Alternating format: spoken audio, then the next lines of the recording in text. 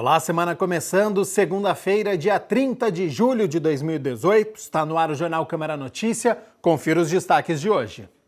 Vereador Jorge da Farmácia visita playground adaptado na Pedreira do Chapadão, o primeiro construído na cidade. Projeto de lei do vereador Carmo Luiz cria programa de vacinação domiciliar para idosos. No Giro Ambiental de hoje, Brasil discute a mudança na lei dos agrotóxicos. E no esporte, no sufoco, Guarani vence Brasil de Pelotas no Brinco de Ouro.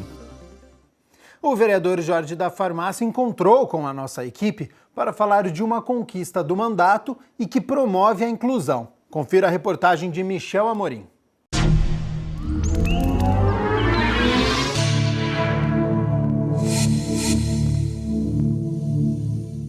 Duas indicações do vereador Jorge da Farmácia foram atendidas pela Prefeitura. A colocação de um parque adaptado para crianças com algum tipo de deficiência na Pedreira do Chapadão proporciona inclusão. O vereador Jorge da Farmácia contou como deu início a esse projeto. Eu tive a grata felicidade de conhecer a Marina. A Marina, que é do projeto LIA, que é Lazer, Inclusão e Acessibilidade, e ela sempre lutou por isso. E quando eu vi esta demanda dela, eu comecei também a ajudá-la no que eu posso, no que eu podia no Legislativo. O vereador destacou a importância de não haver diferenciação entre as crianças. Tanto os pais interagir com os pais, com as crianças que têm qualquer tipo de deficiência, assim como as crianças também com deficiência e sem deficiência, devem de sempre se unir e brincar cada vez mais junto. A Marina, que é mãe do Gabriel, de 7 anos, e coordenadora do projeto LIA, Lazer, Inclusão e Acessibilidade, falou dos benefícios que os parquinhos adaptados trazem para as crianças com deficiência. Esse tipo de brinquedo vai facilitar muito que eles tenham o direito de ser criança também, né? Que é muito importante para o desenvolvimento de qualquer criança, o brincar. O primeiro parque inclusivo de Campinas foi inaugurado em fevereiro desse ano. A Pedreira do Chapadão foi escolhida para receber o playground por conta da acessibilidade. E a expectativa é que o Parque das Águas e o Parque Taquaral sejam os próximos a receber equipamentos como esse. Esse aqui é o primeiro de muitos outros brinquedos que nós deveríamos ter aqui na nossa região, da nossa cidade de Campinas. Porque nós temos aqui muitos parques bons, muitos parques grandes, mas necessita desse parque adaptado. Por outro lado, a Renata, que é mãe da Gabriele, apontou o mau uso do único playground adaptado. A dificuldade é você chegar aqui e brincar, porque ele sempre está muito cheio de crianças que às vezes não têm o problema motor, deficiência, algum tipo de deficiência e está brincando. Ele está sempre muito cheio, muito. Tem até adultos brincando nele. Você encontra cerca de 10, 15, 20 crianças em cima dele. É dever do poder público a gente vir fazer a manutenção, sim, mas eu acho que as pessoas também devem de ter uma conscientização, principalmente os pais, porque a criança muitas vezes ela não sabe o que está acontecendo, o que está fazendo aqui. Segundo o vereador, o trabalho por mais parques adaptados na cidade vai continuar. Sem sombra de dúvida, eu vou continuar trabalhando, eu vou continuar pedindo, eu vou continuar fazendo vários requerimentos para que nós possamos inaugurar vários parques adaptados na nossa cidade de Campinas. O ano letivo recomeça hoje para muitas escolas de Campinas. Por isso, a ANDEC lançou a operação Volta às Aulas para dar mais segurança e melhorar a condição viária no entorno das escolas e universidades. Para falar sobre a operação e o trânsito, a repórter Graziele Geronde está ao vivo na porta de uma escola. Boa tarde, Grazi. Movimentação muito grande por aí? Boa tarde, Gabriel. Eu estou aqui na rua Floriano Penteado, que é a saída de um dos colégios aqui na Ponte Preta, pertinho da Câmara Municipal. A movimentação agora há pouco já foi mais intensa, mais pais vieram buscar os seus filhos e também trazer os alunos para o período da tarde. Então, por isso também teve até um princípio de congestionamento nessa troca de turno escolar. Devido a esse motivo, a INDEC realiza então a operação Volta às Aulas, que tem como objetivo preservar a segurança e garantir as condições de fluidez viária do trânsito. Acontece essa operação no entorno de estabelecimentos municipais, de escolas e universidades. Ao todo, são 14 estabelecimentos educacionais que recebem essa operação e 40 agentes de transporte monitoram esse trânsito. Então, ao meu lado está o secretário de Transportes, Carlos José Barreira. Sobre isso nós vamos conversar com ele. Secretário, como está sendo realizada essa operação da INDEC? É uma prática usual da INDEC estarmos sempre no início de cada período letivo. Isso ocorre no início do primeiro semestre, também no início do segundo semestre, nesse retorno às aulas. Nós estamos nas principais instituições de ensino da cidade, escolas públicas, escolas particulares, algumas até instituições de ensino superior, para ordenarmos esse fluxo.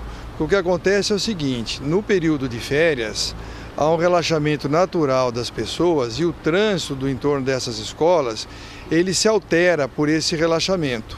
Então, quando há a retomada das aulas, volta aquela história de levar as crianças, trazer crianças, levar os alunos, trazer os alunos até com transportadores escolares, existem algumas vans. Então nós sempre estamos nesse entorno para orientar os motoristas e garantir que as crianças possam entrar e sair das escolas sem nenhum tipo de risco, sem nenhum tipo de problema. A experiência mostra que depois de alguns dias tudo volta ao normal. Todo mundo se acostuma com o novo ritmo, então a operação é por alguns dias apenas. E são várias condições que vocês orientam e fiscalizam, né? Como, por exemplo, fila dupla de carros, né, secretário? Nós estamos preocupados com alguns tipos de problema. A fila dupla, que você citou, é um exemplo. Essa parada em local indevido, travessia de pessoas, sabe, o respeito às regras de trânsito do entorno pelos motoristas, né, são pais ou transportadores escolares, e os nossos agentes, que são esses 40 que você mencionou, eles ficam nessas regiões para orientar as pessoas, orientar os pais, orientar os motoristas, para que haja esse respeito, porque nessas regiões também o trânsito está sendo utilizado por outros motoristas que não têm a ver com aquele problema naquele momento. Então eles têm que ser respeitados, eles têm o direito de ir e vir como todo mundo. Então nós estamos ali atentos a isso e preservando essa fluidez do trânsito com segurança. Agora, secretário, qual a orientação que nós podemos dar então aos pais de alunos ou aqueles que vêm trazer e buscar os alunos nas escolas? Eu diria o seguinte: a principal orientação é respeitar as leis de trânsito. Então, obedecer os pontos de parada, ficar atento todas a sinalização, pare, não parar na faixa de pedestres, dar preferência da travessia para as pessoas que querem atravessar, alunos ou outras pessoas que querem atravessar as ruas, tomar muito cuidado, reduzir a velocidade no entorno e ficar muito atento. Os nossos agentes estão ali, se tiver alguma dúvida, chama um agente da INDEC, um agente de mobilidade urbana, ele está uniformizado, peça a orientação necessária, onde é que eu posso estacionar o meu carro, como é que eu devo agir e tudo mais, de tal forma que aquilo seja uma transição normal para um período de férias para um novo período de aulas, que é sempre um pouco mais tumultuado no começo.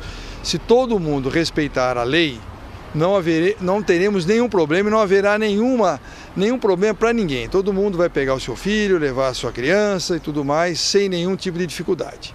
Tá certo, secretário, obrigada pela participação. Então, é necessário dizer aos pais e a quem vem trazer e buscar os alunos que é preciso paciência e, como diz o secretário, respeitar as leis de trânsito. Gabriel, é com você. Obrigado, Grazi, e toda a equipe que participou do link com todas essas informações. Operação Volta às Aulas de agora até dezembro. Olha só, o recesso parlamentar termina na próxima quarta-feira, dia 1º de agosto. Durante a pausa, os vereadores continuaram protocolando indicações, requerimentos e projetos de lei aqui na Câmara. Um deles é o projeto de autoria do vereador Carmo Luiz, que cria o programa de vacinação domiciliar para idosos. De autoria do vereador Carmo Luiz, a proposta de lei foi protocolada no dia 22 de junho de 2018. No texto do projeto, o vereador cria o programa de vacinação domiciliar para idosos no município de Campinas. A proposta do parlamentar é complementar um serviço já existente na cidade. Nós temos um trabalho muito importante na nossa cidade, que é o médico de família. Nós temos as agentes de saúde, os agentes de saúde, um trabalho muito importante, principalmente numa cidade tão grande quanto a nossa. Então, esses agentes, os médicos de família, eu tenho certeza que o projeto sendo aprovado, haverá sim um trabalho de organização e logística disso, e tenho certeza que nós vamos conseguir atender com dignidade a pessoa com mais de 60 anos e que precisa ser vacinada. O vereador defende que a falta de vacinação pode ser um agravante nos casos de epidemias no município e no país. A nossa sociedade não está dando a importância necessária a vacinação. E é muito importante ressaltar que se hoje nós não temos algumas doenças, algumas epidemias, foi justamente porque os nossos pais e os nossos familiares usaram, ou seja, fizeram a sua parte e vacinaram. Então nós somos uma sociedade que erradicou o sarampo, por exemplo, e a paralisia infantil, e infelizmente ainda estamos pagando, agora me parece, estamos pagando um preço muito alto com o risco de volta dessas doenças. Na justificativa do projeto, o vereador cita como exemplo a cidade de Belo Horizonte. Além disso, a norma vai ao encontro do que diz o Estatuto do Idoso em seu 2º artigo. O projeto entra em tramitação no dia 1º de agosto, data em que ocorre a primeira reunião ordinária do 2º semestre de 2018. O vereador conta com o apoio dos pares do Legislativo Campineiro. É um projeto que determina, pode ser que hajam algumas preocupações, porque é um projeto que determina aí uma necessidade de mudança na estrutura da Secretaria de Saúde. Nós entendemos que não é algo assim mirabolante, miraculoso, mas acreditamos que seja muito importante. Então vamos pedir aos pares, vamos fazer com que ele passe pelas comissões, e ao passar pelas comissões eu tenho absoluta certeza que os vereadores votarão esse projeto. Aí é trabalhar também para que o Executivo transforme esse projeto em realidade.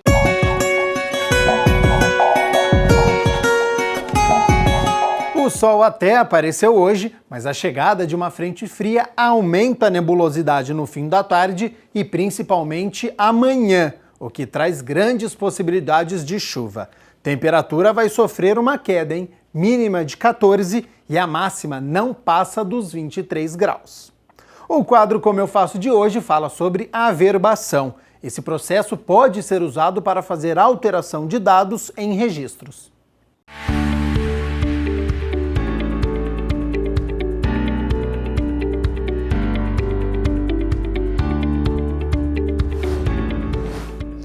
A mudança de um estado civil ou outro dado, por exemplo, deve ser notificada ao cartório. Para isso, deve ser feita a averbação. O Como Eu Faço te dá as dicas.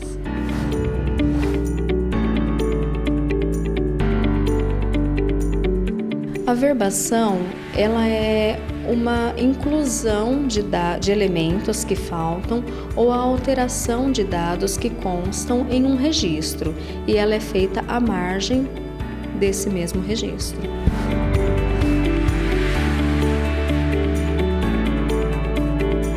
Existem vários tipos de averbações.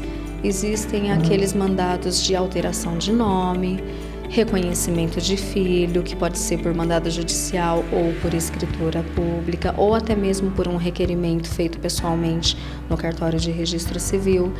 Existe também a averbação de divórcio, existe a averbação de alteração de regime de bens, dentre outros casos.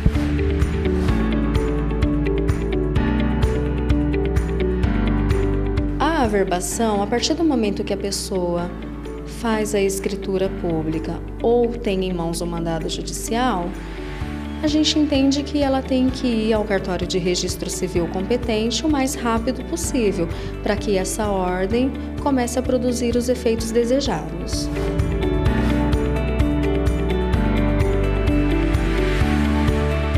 Para a gente poder fazer a averbação, ela é feita mediante a apresentação de uma escritura pública, no caso, escritura pública de divórcio, né?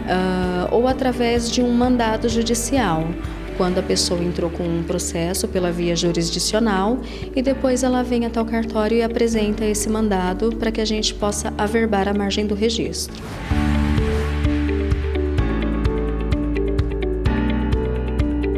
Para efetuar a averbação, a pessoa interessada deve apresentar a escritura pública, que é feita em tabelião de notas, ou o mandado judicial.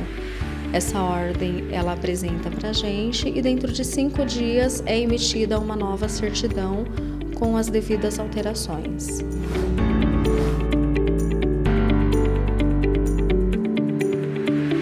A averbação ela tem um custo para esse ano de 2018 de R$ 80,55, salvo aquelas ordens que vêm através de mandado judicial pela justiça gratuita. Neste caso, não é cobrado nada.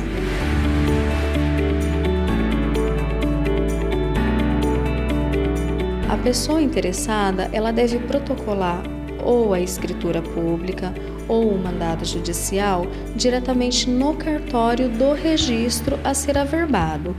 No estado de São Paulo, nós temos um procedimento feito também pelo sistema CRC, onde a gente pode recepcionar o mandado de registros de outros cartórios de outras cidades.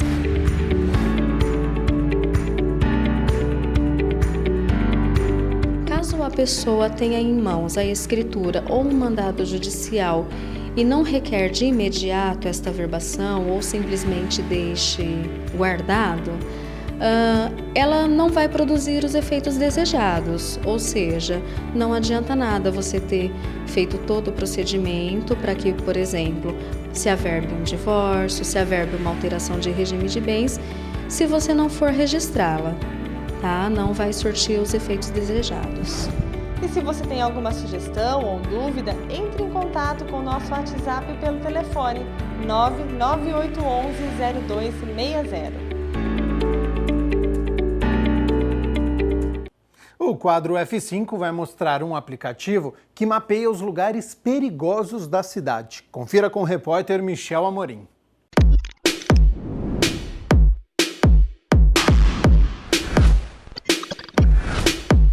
Olá, Bion é um aplicativo que foi desenvolvido com o intuito de tornar a vida das pessoas mais segura nas grandes metrópoles, por meio de um sistema simplificado de notificações e avisos sobre ocorrências como roubos, assaltos, acidentes de trânsito, incêndios e desastres naturais. Ele é gratuito e tem para Android e iOS. Fique ligado nesta comunidade conectada, envie e receba alertas, colabore com a segurança do seu bairro e condomínio, ajude seus familiares, amigos e vizinhos. Baixe a ferramenta no seu celular, faça o cadastro e pronto! Os usuários podem compartilhar entre si informações da região, exibindo qualquer tipo de notificação em um mapa. A função mais interessante do app é de avisos nas proximidades, que exibe alertas sempre que algum incidente for relatado próximo à sua localização atual. É isso aí, caso você queira rever tudo que já passamos aqui no F5 ou se perdeu algum, basta entrar no canal da TV Câmara no YouTube e acessar a playlist do F5. Essa foi a dica de hoje e na próxima semana eu volto com muito mais. Tchau! O Brasil discute a mudança na lei dos agrotóxicos. Em meio a isso, o Giro Ambiental ouviu um produtor rural de Campinas que defende que novas moléculas tenham uso aprovado no país.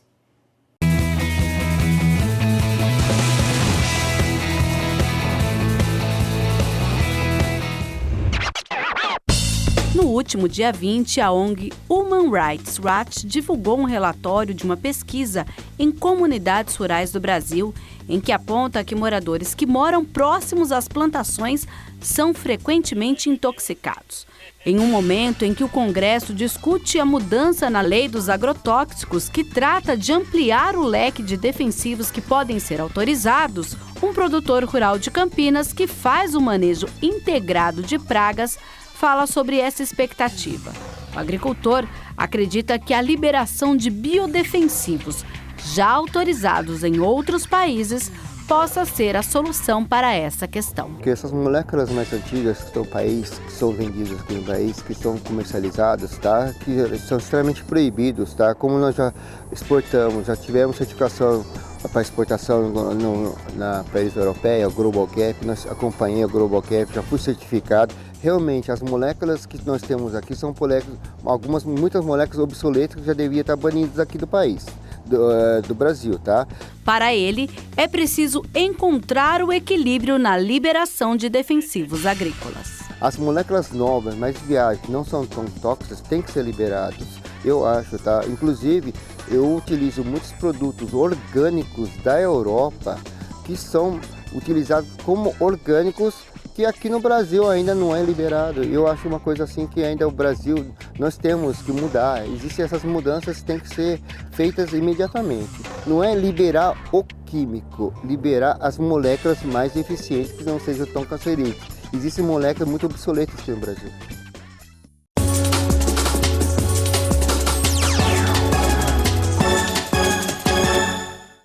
Na 18ª rodada da Série B, o Guarani recebeu o Brasil de Pelotas, que está na zona de rebaixamento. O jogo tinha tudo para ser fácil. Tinha, mas não foi. No fim do primeiro tempo, após boa trama de passes e toque de letra de Matheus Oliveira, Rafael Longini acertou o cantinho e abriu o placar. Guarani 1-0.